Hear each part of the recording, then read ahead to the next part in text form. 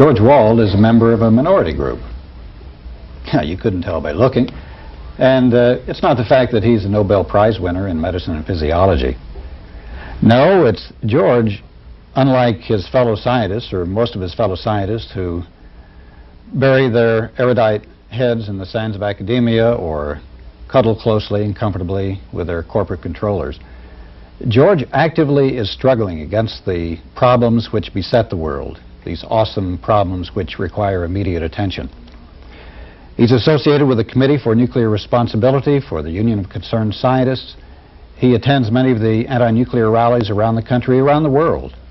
And he's in Austin giving a speech for the Mobilization for Survival. George, the title of your speech is Survival in a Lethal Society. Is it really lethal? You know, today I came out here and the birds were singing and the bees were making love and the sun was nice. What's so lethal about it? It's lethal on the grand scale, and in those nice words you just said about me, you introduced a problem too. The problem, whether I'm talking outside my field, that seems to concern people very much more than it does me. No, I'm talking in my field, because my field is life. I'm a biologist, and life is threatened as never before in the history of this planet.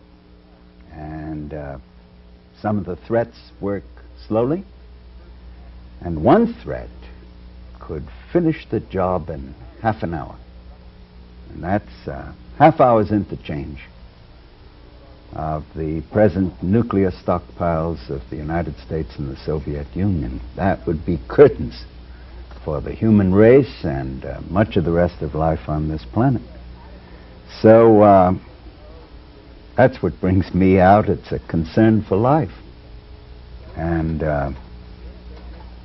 I think it's an uphill fight, but I am a happy person, happy doom talker. One of my friends called me a doom cup. Yes, and the only thing that keeps me happy is that I struggle. I'm angry. I'm as angry as can be, and that's what keeps me happy. I've read some scientists, or some people say that actually it's too late right now. I think any sensible person would say that, would see and say and realize that the chances of survival are not all that great, and at the moment seem to be growing less rapidly. I feel as though I were moving through a fantasy world, as though, you know, one were on an express train to disaster with no engineer. It's absolutely mad. And right now, all you have to do is pick up any newspaper and you find that the great American indoor sport at the top, I don't know why I call it indoors, it's outdoors, at the very top of government is twisting the tail of the Russian bear. Bear doesn't have much of a tail, and I guess consequently it's mighty painful when it's twisted, but that's what's happening. Absolutely mad to provoke. You know, everything seems to be being done to provoke trouble. George, you mentioned the recent flap between the United States and Russia, and certainly the media have given a lot of attention, been actually preoccupied with that issue. But there does manage to pierce that trivia nightly stories about the contamination of our environment: dioxin, ketone, vinyl chloride, asbestos ad nauseum. But I want to ask you, are the media asking the right questions? about the lethal society and what should be done about it? Or are we documenting the symptoms rather than the causes? Evidence of chemical pollution continues to spread across the land. A state official says it is so widespread and pervasive in Michigan that we can't afford to clean it up. Smith lives in the area east of Los Angeles where the smog is the worst. On clear days, he enjoys moderate exercise. But this week, he has not been able to even walk to the mailbox without his oxygen tank. Some time ago, a substance that causes cancer in laboratory animals was identified in bacon. It is nitrosamine. Now comes a public interest science group that says beer drinkers are getting a lot more nitrosamines than bacon eaters. Since DDT and similar compounds were banned because of their threat to the environment, they have been replaced by many more dangerous pesticides, more poisonous to humans. Some are known to cause cancer, genetic damage, and birth defects in animals.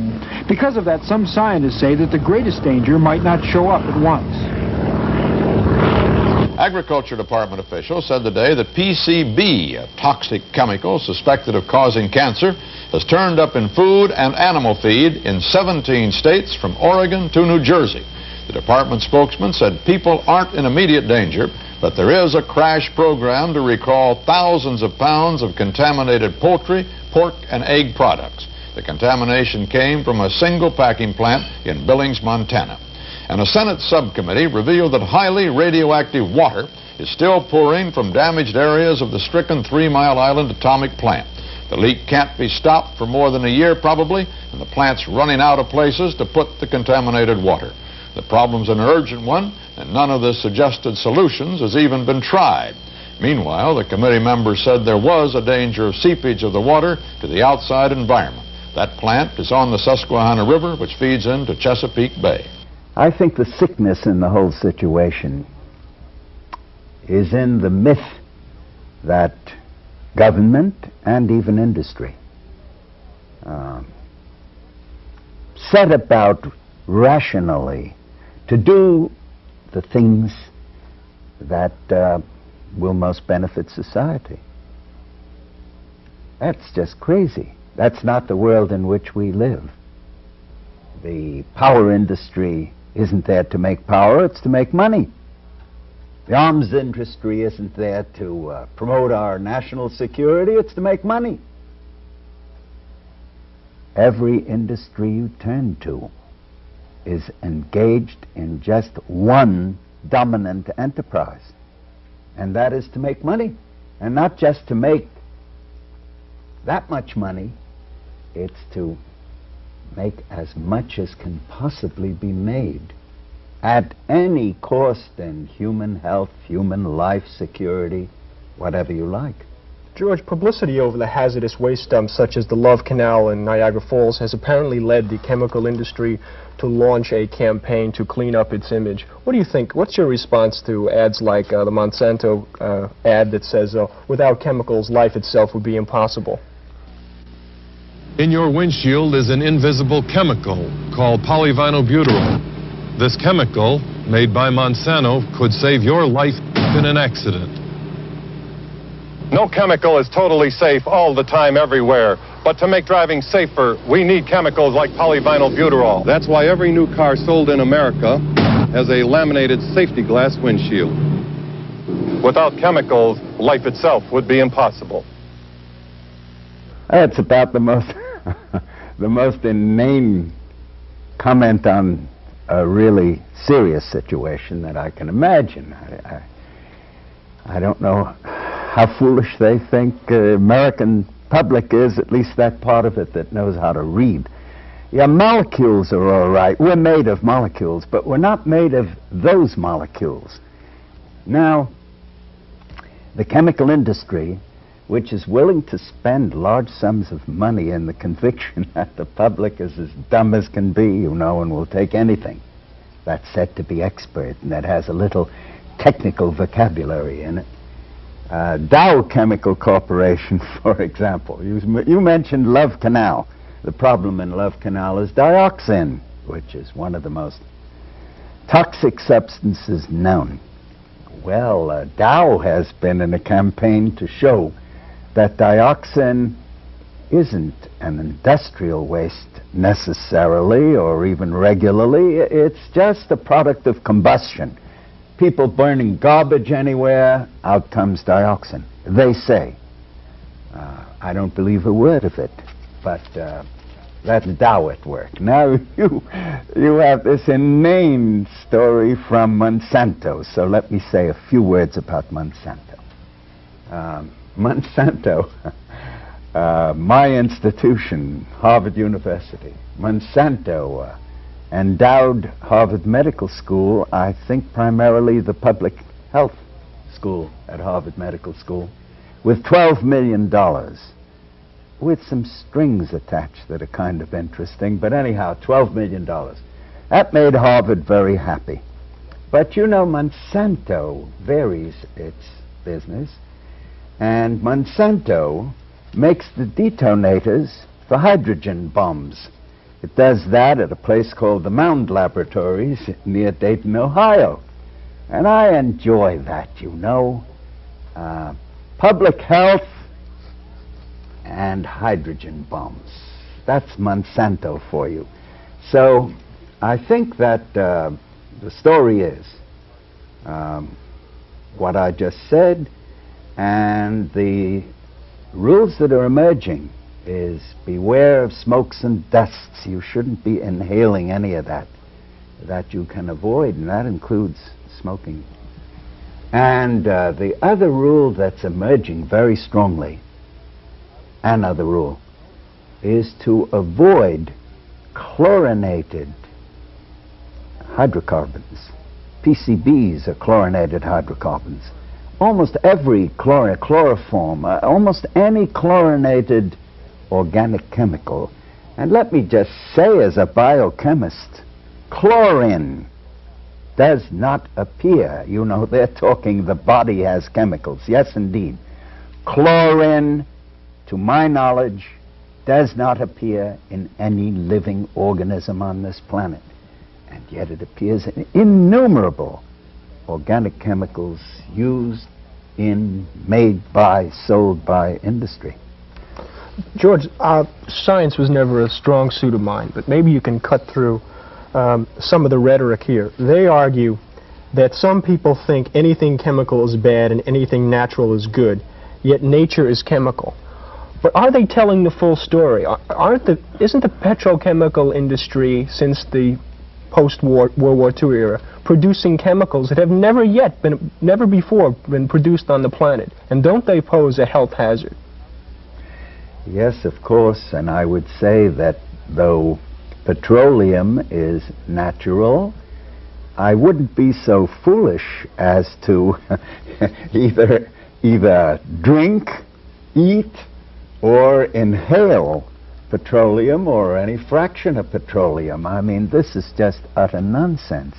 So, yes, indeed, there are both natural molecules that are things to keep away from, and there are a host, and a growing host, of synthetic products which don't appear in living organisms at all. In fact, you know, you want to kill a living organism as people want to kill moths, as people want to kill insects, as people want to kill corn borers, as people want to kill bacteria of various kinds.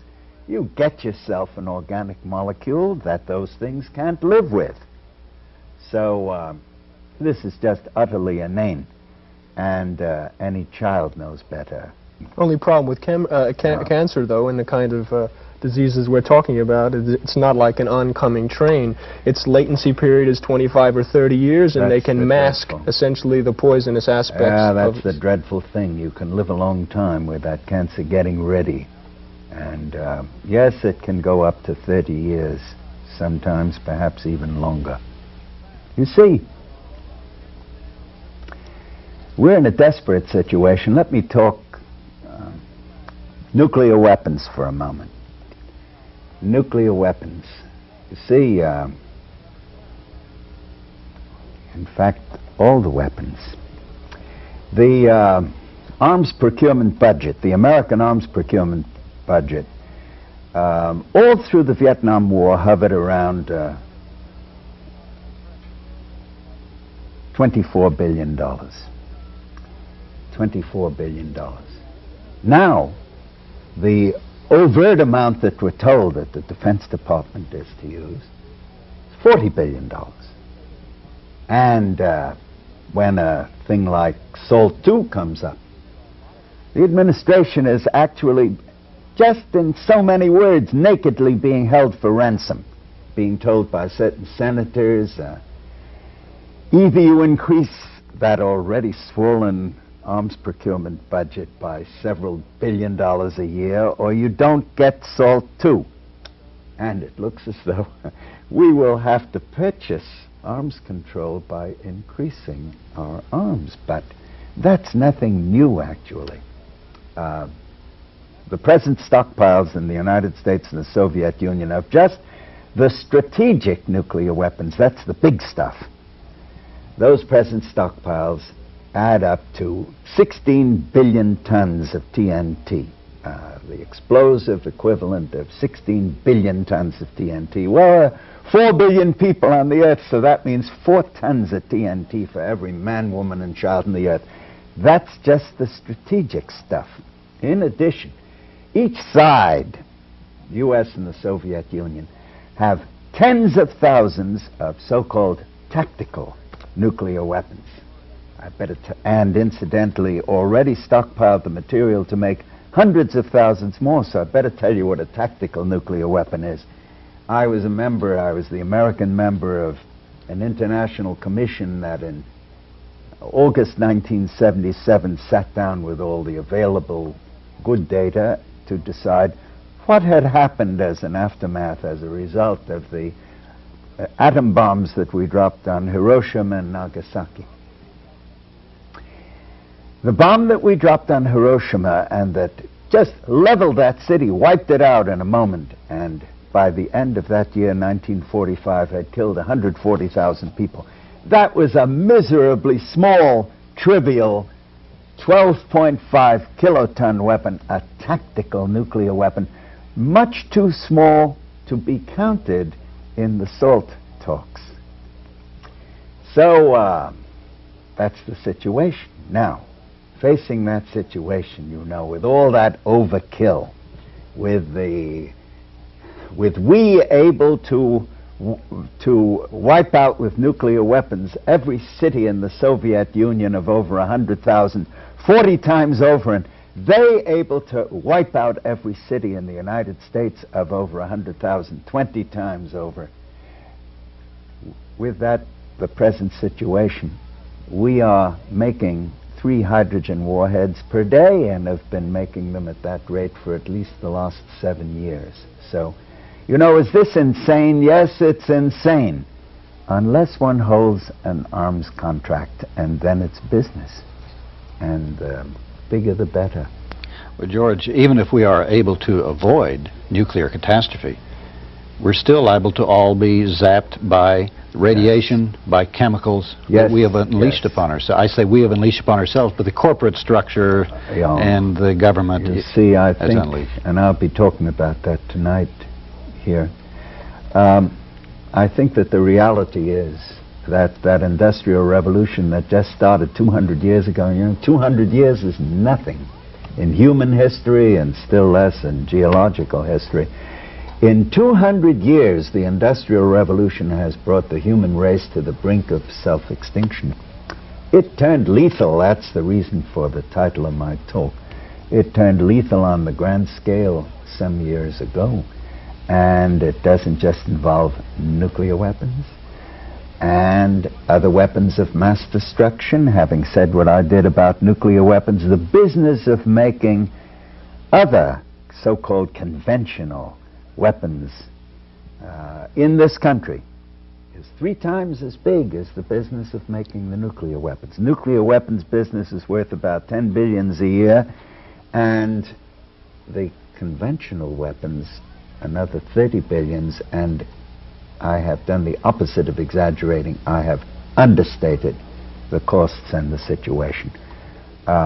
Killing and destruction is now the biggest business in the world. Worldwide, last year, we don't have a hard figure as yet, but well over $400 billion spent on military things worldwide in the past year. But it isn't just that. Industrial disease. 70 to 90%, so 80% is a fair figure of all the cancer in the United States is of environmental origin and hence preventable. We keep being told about crash programs to find cures for cancer. Much more than cures. The war on cancer. Yeah. Much more than cures. We just need to keep cancer from happening. The really big job would be to stop those environmental cancers. And of the 80% that is environmental, roughly 40%, so roughly 1/3 of all the cancers in the United States happen in the workplaces. This is, of course, denied by industry. I've been watching this situation for many years, and I have yet to know an instance in which the industry fails to fight tooth and nail any attempt to clean up the shops, to establish standards, to get proper medical records. It just fights all along the way. When everything else fails, it goes into court just as a delaying procedure. The point is that any attempt to get at this situation increases production costs and increases liability costs, insurance costs, workmen's compensation costs. So the business of the physicians attached to all big industry is to save money for the industry. Their clients are not the workers. Their clients are corporations. Well, George, let me see if you can draw into sharp focus the basic choices which you think confront us here in trying to transform the lethal society into a healthy society. What are the impediments? You obviously are no friend of business. What are the impediments, business and otherwise, which stand in the way of attaining a healthy society? Let me say something cheerful. You know, in my kind of circles, perhaps in yours, the cure for every problem is do research. You know, do research. Eventually get out a report. Well, research is fine. It's great. We never know enough about anything. But it must not be used, as it constantly is used now, as an excuse for forever deferring action. And I want to say something cheerful. We already know enough to begin to cope with all those multiple threats to life, human life, on our planet. But there isn't one of them that we can begin to cope with while maximizing profits. And I think that that's the bugbear. So you would see the market system then as incompatible with a healthy society? But I would want to emphasize that cheerful note. The answers to what are presented to us as insoluble problems are as plain and simple and easy for the most part as falling off a log. But for that very reason, they won't be taken. What are they? Well, name me a problem and I'll give you the answer as best I can. My God, can I really do that? Let's try it. Cancer in the workplace. Cancer in the workplace. Clean up the shops. There's no great problem there. The shops need to be cleaned up and properly monitored, and the permissible limits. We have them for radiation, radioactive. Those permissible limits are all purely arbitrary compromises between the demands of industry and their lobbies and the realities. On radiation, and I'm talking specifically high energy radiation, so-called ionizing radiation, I like to say it this way: every dose is an overdose. There is no permissible limit. A little does harm, more does more harm. And in most of these things that are killing workers and producing industrial disease in the workplaces, the limits need to be, the shops need to be cleaned up and the limits need to be brought down. And bringing those limits down under present circumstances is something that is fought by the industrial lobbies, by industry, by those sections of government that are dominated by industry, and if all else fails, brought into the courts just to delay. But government would claim that they're in a crossfire between inflationary pressures, the kinds of changes that you advocate for the workplace would cause an unfair hardship, a burden on them that would put them at a competitive disadvantage with other industries. You know, there's a knee-jerk reflex at work in this situation on the corporate side, and that is the immediate cry. Workers will lose their jobs. To hear industry, when it's asked to clean up a shop or to do anything else that will save health and life, you would think that the industry was in business only to provide jobs to workers. And sometimes the workers are so foolish as to actually resist the cleaning up of the shops for fear that they might lose their jobs. And you know a sad truth. You put any worker between his job and perhaps the threat of loss of his life, he'll take the job and let fate take care of his life. He'll take the job before any other consideration. So what we need is to clean up the shops and assure the workers that they will not lose their jobs. I think that coupled with many of the other things that I'm all for and go around talking for, we have to couple with those things the politics of full employment. That's very important. George, we were talking about, and I agree with you when you say that a lot of these things are a result of the marketplace and of profit. And yet we find that the Soviet Union, the Cuba, and the socialist countries also are doing the same thing, not to the great extent and not to the great abusive extent that they are in the United States and the Western capitalist world, but they're heavy pro-nukers. Is there something deeper? Is there some type of a preoccupation with technology itself as something automatically good no matter what you come up with? And efficiency, regardless of profit. I've thought about this a great deal, and I'll tell you where I come out.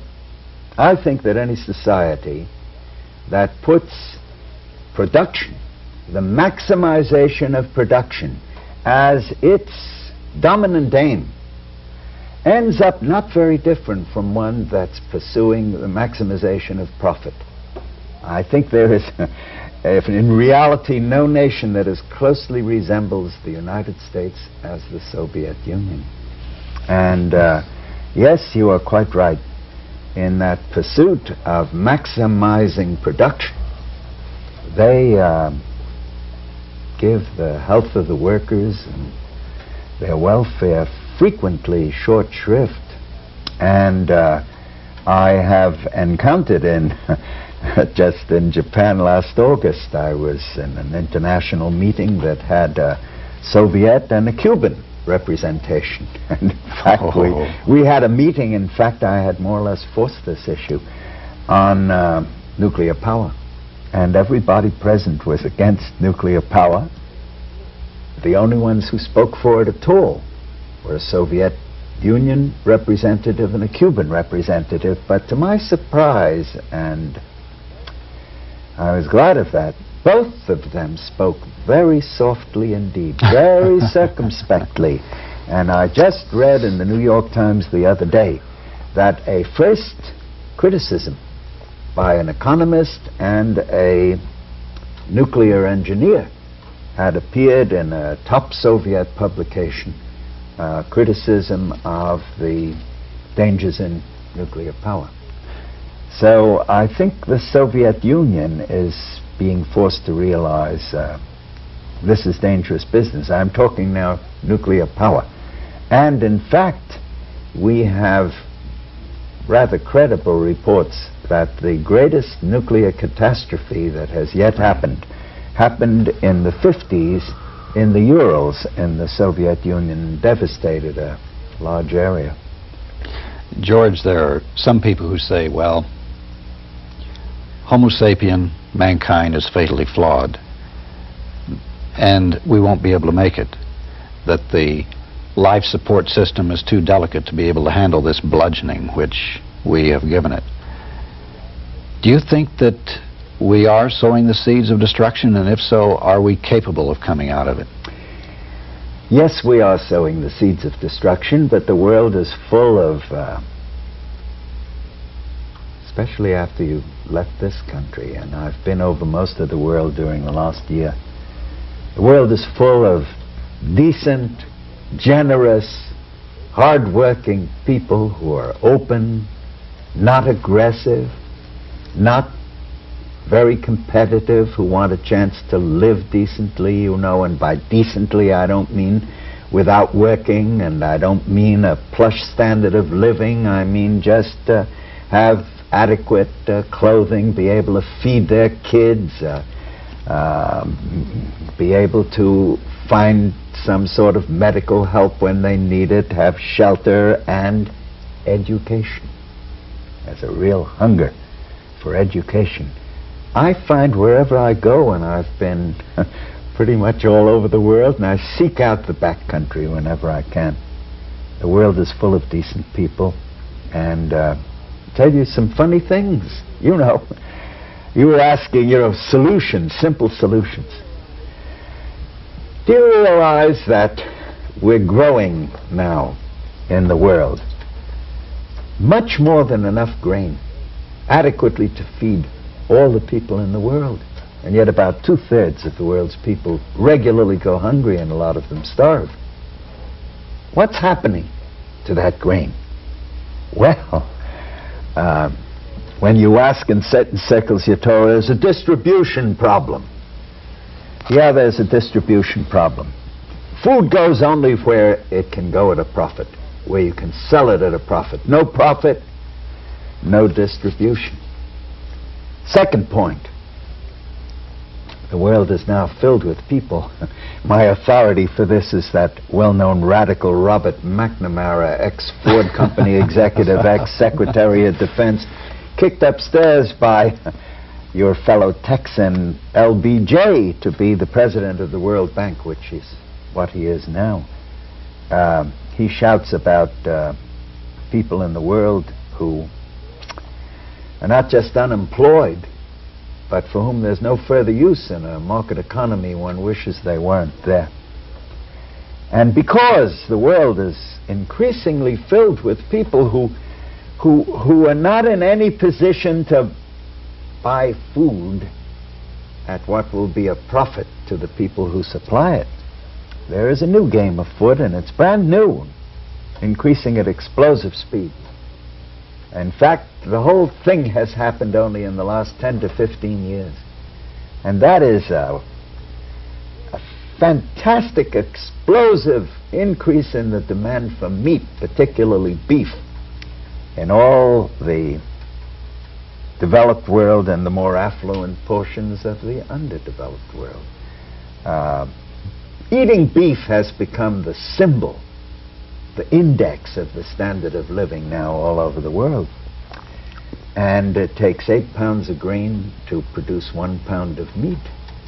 And feeding meat to the affluent is a profitable business, and that's where the grain is going.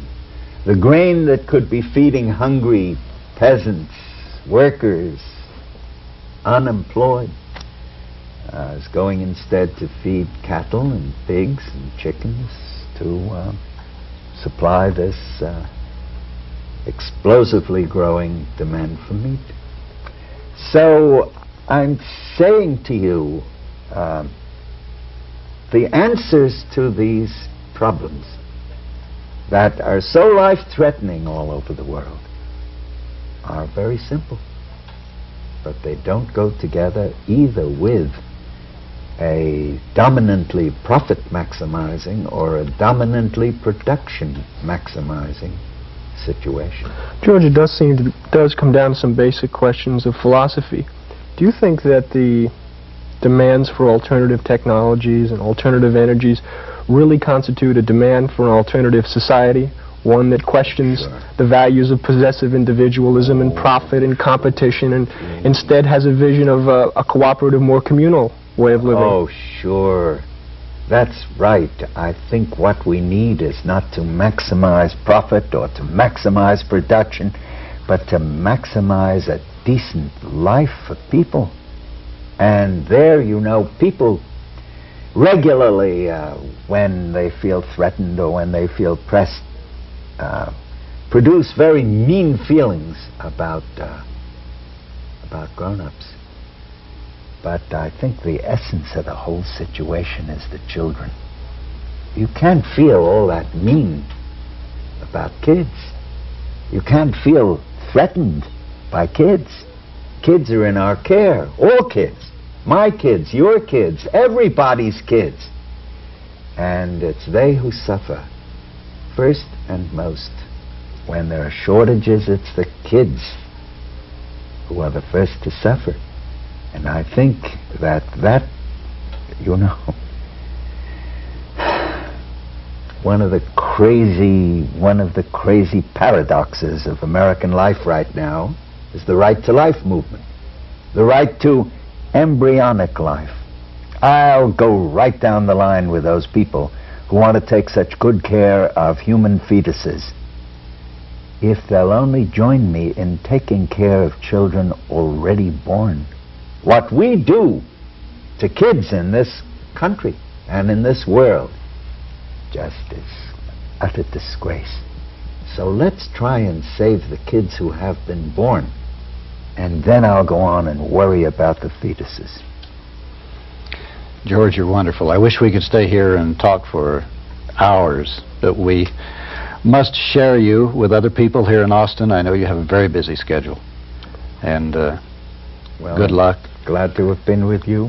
Thank you for coming. Thank you. And George Wald, I hope that your next Nobel Prize will be the Nobel Peace Prize. I'd love that. Nice words you just said about me, you introduced a problem too. The problem, whether I'm talking outside my field, that seems to concern people very much more than it does me. No, I'm talking in my field, because my field is life. I'm a biologist, and life is threatened as never before in the history of this planet. And some of the threats work slowly, and one threat could finish the job in half an hour. And that's half hour's interchange of the present nuclear stockpiles of the United States and the Soviet Union. That would be curtains for the human race and much of the rest of life on this planet. So that's what brings me out. It's a concern for life. And I think it's an uphill fight, but I am a... George Wald is a member of a minority group. Yeah, you couldn't tell by looking. And it's not the fact that he's a Nobel Prize winner in medicine and physiology. No, it's George, unlike his fellow scientists, or most of his fellow scientists, who bury their erudite heads in the sands of academia or cuddle closely and comfortably with their corporate controllers. George actively is struggling against the problems which beset the world, these awesome problems which require immediate attention. He's associated with the Committee for Nuclear Responsibility for the Union of Concerned Scientists. He attends many of the anti-nuclear rallies around the country, around the world. And he's in Austin giving a speech for the Mobilization for Survival. George, the title of your speech is Survival in a Lethal Society. Is it really lethal? You know, today I came out here and the birds were singing and the bees were making love and the sun was nice. What's so lethal about it? It's lethal on the grand scale, and in those nights. And right now, all you have to do is pick up any newspaper and you find that the great American indoor sport at the top, I don't know why I call it indoors, it's outdoors, at the very top of government is twisting the tail of the Russian bear. Bear doesn't have much of a tail, and I guess consequently it's mighty painful when it's twisted, but that's what's happening. Absolutely mad to provoke. You know, everything seems to be being done to provoke trouble. George, you mentioned the recent flap between the United States and Russia, and certainly the media have given a lot of attention, been actually preoccupied with that issue. But there does manage to pierce that trivia nightly stories about the contamination of our environment: dioxin, ketone, vinyl chloride, asbestos ad nauseum. But I want to ask you, are the media asking the right questions about the lethal society and what should be done about it? Or are we documenting the symptoms rather than the causes? Evidence of chemical pollution continues to spread across the land. A state official says it is so widespread and pervasive in Michigan that we can't afford to clean it up. Smith lives in the area east of Los Angeles, where the smog is the worst. On clear days, he enjoys moderate exercise. But this week, he has not been able to even walk to the mailbox without his oxygen tank. Some time ago, a substance that causes cancer in laboratory animals was identified in bacon. It is nitrosamine. Now comes a public interest science group that says beer drinkers are getting a lot more nitrosamines than bacon eaters. Since DDT and similar compounds were banned because of their threat to the environment, they have been replaced by many more dangerous pesticides, more poisonous to humans. Some are known to cause cancer, genetic damage, and birth defects in animals. Because of that, some scientists say that the greatest danger might not show up at once. Happy person, happy doom talker. One of my friends called me a doom cup. Yes, and the only thing that keeps me happy is that I struggle. I'm angry. I'm as angry as can be, and that's what keeps me happy. I've read some scientists, or some people say that actually it's too late right now. I think any sensible person would say that, would see and say and realize that the chances of survival are not all that great, and at the moment seem to be growing less rapidly. I feel as though I were moving through a fantasy world, as though, one were on an express train to disaster with no engineer. It's absolutely mad.